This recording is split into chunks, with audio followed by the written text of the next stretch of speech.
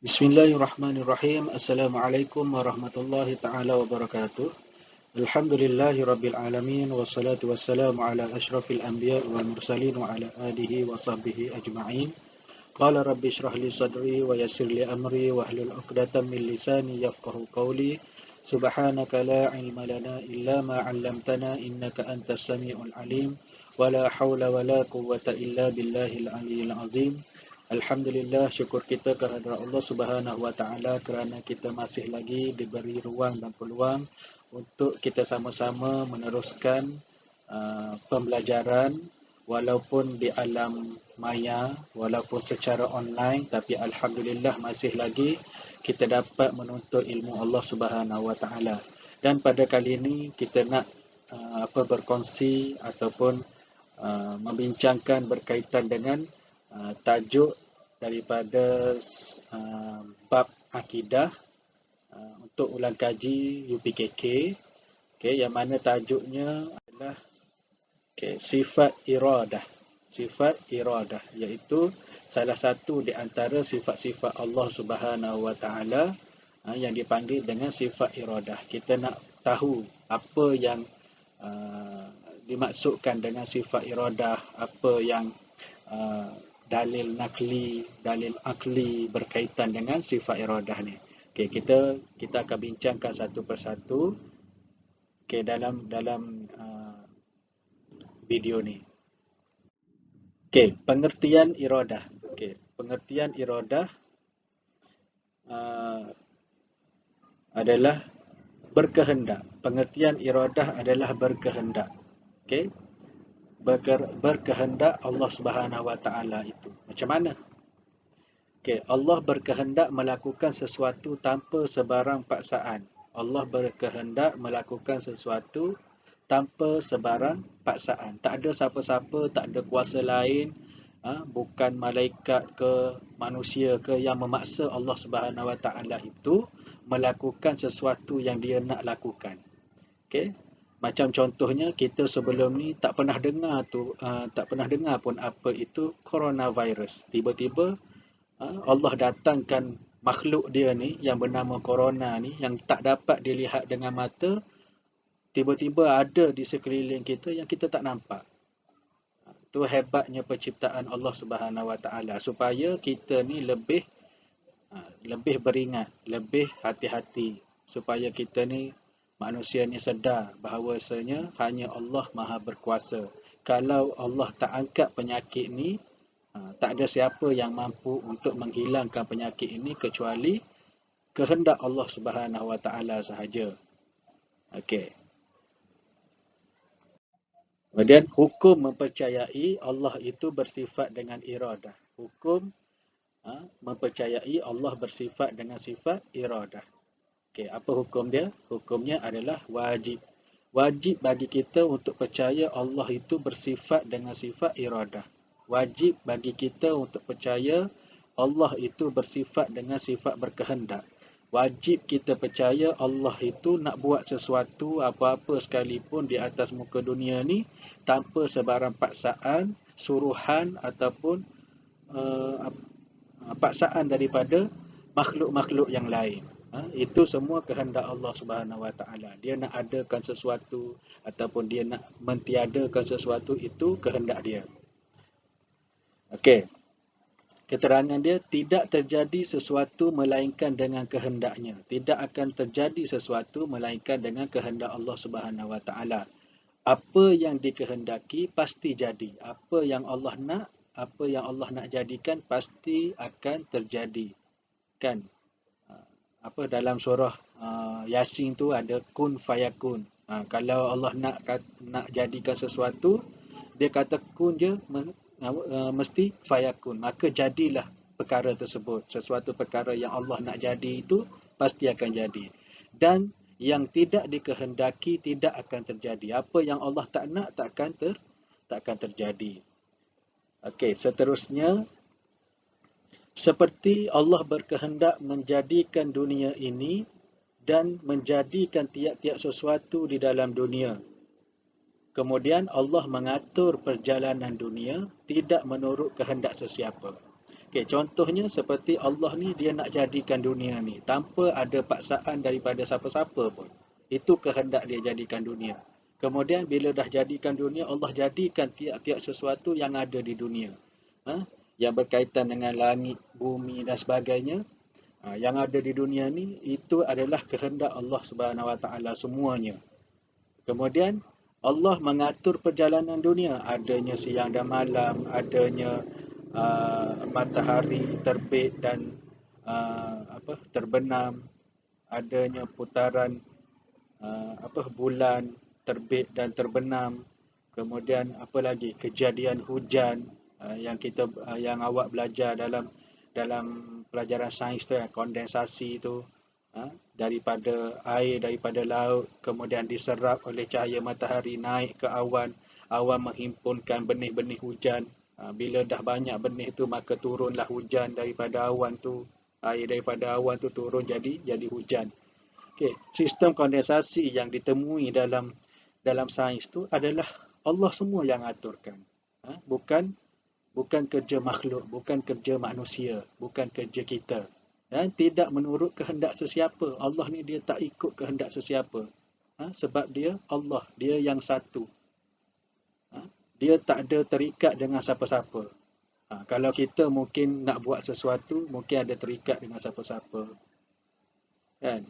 Tapi Allah tak. Allah nak jadikan sesuatu itu tanpa ada menurut kehendak siapa-siapa ataupun terikat dengan siapa-siapa.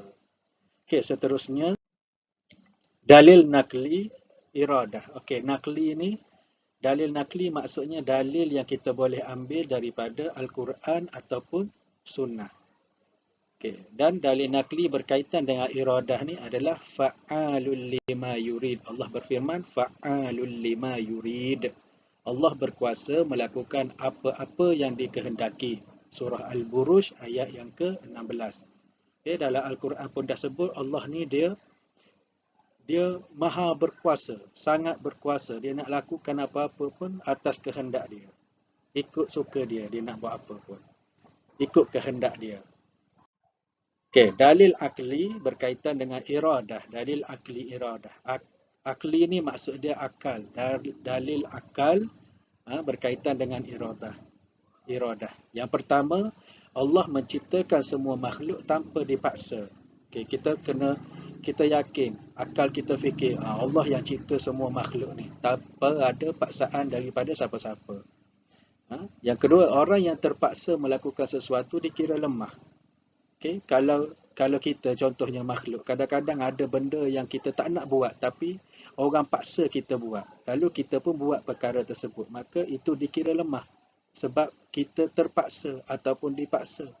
Dan mustahil Allah itu terpaksa ataupun dipaksa, dan mustahil bagi Allah itu bersifat dengan sifat lemah. Kita kena yakin Allah itu bukannya lemah. Okey. Seterusnya, kesan beriman ataupun kesan kita percaya yang Allah Subhanahu Wa Taala ni bersifat dengan sifat iradah, sifat kehendak. Yang pertama, melatih diri agar bersifat sabar menghadapi ujian daripada Allah Subhanahu Wa Taala. Okey, kita boleh, bila kita tahu setiap sesuatu dugaan cabaran itu datangnya daripada Allah Subhanahu Wa Taala, maka kita akan melatih diri kita yakin setiap ujian yang datang dalam hidup kita, dalam negara kita adalah ujian daripada Allah Subhanahu Wa Taala untuk kita lebih ingat lagi kepada Allah Subhanahu Wa Taala. Okey, kemudian yang kedua, tidak mudah putus asa dan melakukan sesuatu dengan bersungguh-sungguh. Kita tidak mudah putus asa dan melakukan sesuatu perkara itu dengan bersungguh-sungguh. Macam contoh awak sekarang tengah belajar secara online. Walaupun dengan cara macam ni pun, kita tak putus asa untuk menuntut ilmu. Dan kita still lagi belajar bersungguh-sungguh walaupun kita kena study at home. Duduk kat rumah belajar. Tiba-tiba awak kena hadap kamera untuk belajar. Tapi tak apalah. Okay? Kita buat dengan bersungguh-sungguh. Di mana ada kemahuan, di situ ada jalan. Nak 1000 daya, tak nak 1000 dalih. Kalau kita nak belajar, Dengan cara apa pun kita akan belajar, kita akan tuntut ilmu, kita akan timba ilmu. Okey, uh, kalau tak nak tu macam-macam, susah lah, apalah, kan? Tak seronok lah belajar online. Tapi yakinlah kalau kita sabar, insya-Allah Allah akan bagi kenikmatan kepada kita. Mungkin dengan kesabaran, berkat kesabaran kita tu Allah angkat penyakit COVID ni cepat-cepat daripada kita. Okey.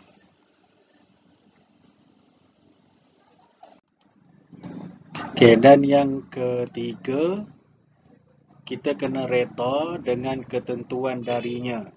Okey, kena redha dengan ketentuan Allah Subhanahu Wa Taala. Segala ujian, cabaran ni kita kena redha dengan Allah Subhanahu Wa Taala. Kalau diuji dengan kepayahan, kesusahan, kita redha, dalam masa yang sama kita berusaha untuk meningkatkan diri. Kalau susah, berusaha untuk jadi senang sikit dan sebagainya. Okey. Okey, dan yang keempat, apa yang keempat? Okey, kesan beriman kepada sifat iradah ni adalah hati menjadi tenang ketika menerima sesuatu musibah. Kita dah tetapkan hati kita ni supaya menerima sesuatu ujian, sesuatu musibah itu sebagai ujian daripada Allah Subhanahu Wa Taala.